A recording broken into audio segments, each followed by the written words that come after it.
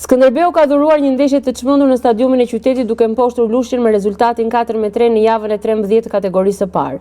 Një sfidë me ritëm të lartë, gola, emocione dhe një përmbysje nga ato që mbahen mend gjatë. Lushnja goditi e para, kur që në minutën e dytë Kamisoko dërgoi topin në rrjet duke ngrirë tifozët korçar. Reagimi i vendasve erdhi shpejt me Estrelen, i cili barazoi shifrat në të 14-ën, por vetëm 2 minuta më vonë Kaçanolli riktheu epërsinë për verdhjeshilët. Ndërkohë që loja po bëhej gjithnjë me hapur, Abidoun vendosi ekuilibrat sërish në minutën e 40.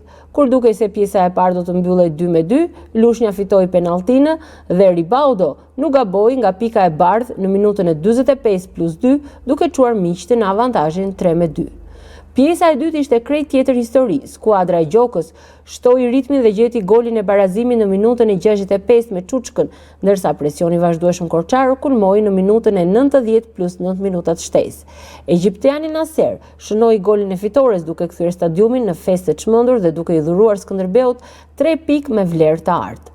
Me këtë sukses, Skënderbeu jo vetëm ruan e curim perfekte, por edhe thellon diferencën me ndjekësit duke hedhur një tjetër hap drejt rikthimit në elitë.